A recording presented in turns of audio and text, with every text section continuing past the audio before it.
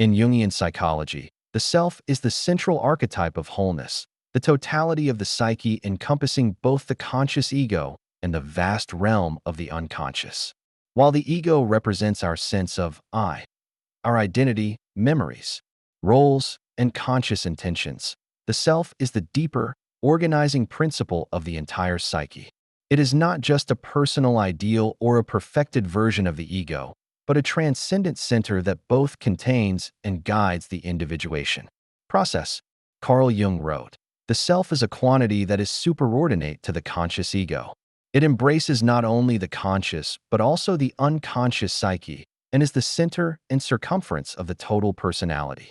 To understand the self, one must move beyond linear, rational thinking and step into the symbolic world, because the self is revealed not through logic, but through dreams, myths, symbols, synchronicities, and inner experiences that point to a deeper order of meaning. The journey toward the self is the journey of individuation, the lifelong process of becoming whole. At the beginning of this journey, the ego is often inflated, believing itself to be the center of the psyche. But through encounters with the unconscious, especially with powerful archetypes like the shadow, anima/animus, and the wise old man or woman, the ego begins to realize it is not alone, nor supreme. The self is encountered as a greater presence, one that transcends and relativizes the ego. Jung emphasized that the self often appears in dreams and visions as a mandala, a divine child, a royal couple, or a wise figure. These symbolic forms express the unifying function of the self. In his book, Ion, Jung wrote, "The self appears in dreams, myths, and fairy tales in the figure of the superior, guiding, regulating, and ordering personality, a king, a hero, a prophet, a savior." The appearance of the self is typically preceded by a confrontation with the shadow, the denied or repressed aspects of the personality. This is essential because wholeness requires that nothing be excluded. Only when we are willing to face the darker aspects of our psyche can the self begin to emerge with clarity. The self is also associated with paradox. It unites opposites, masculine and feminine, conscious and unconscious, good and evil, personal and transpersonal. In alchemical language, it is the philosopher's stone, the union of the sun and moon, the lapis philosophorum. Jung saw alchemy as a symbolic system that mirrored the individuation process, and he believed that the alchemists were unknowingly describing the transformation of the psyche toward the realization of the self. In this sense, the self is not static. It is a process of unfolding integration, of reconciling the polarities that exist within us. Jung wrote, "The self is not only the center, but also the whole circumference which embraces both conscious and unconscious. It is the center of this totality, just as the ego is the center of consciousness. This means that the self is both who we are and who we are becoming. It is both the origin and the destination of psychological development, the experience of.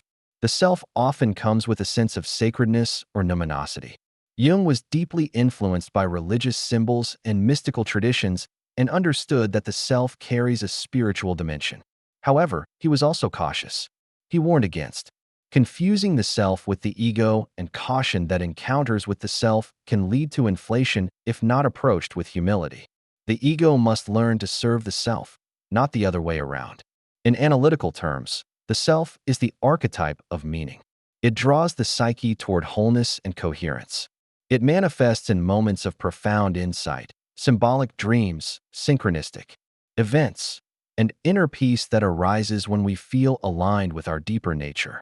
Jung wrote, "The self is our life's goal, for it is the completest expression of that fateful combination we call individuality." To live in relationship with the self means to honor inner experience, to pay attention to symbols and feelings, and to walk the path of self-knowledge with patience and integrity. It is not about achieving perfection, but becoming whole. It is not about escaping suffering, but understanding it as part of the sacred pattern of growth. The self calls us to become who we truly are, not by rejecting parts of ourselves, but by integrating them. It is the voice that calls from the depths of our being, the still point in the chaos, the inner light that guides us through the dark night of the soul. In a world obsessed with surfaces, ego, and external success, Jung's vision of the self reminds us that the most profound journey is inward. The path to the self is not easy.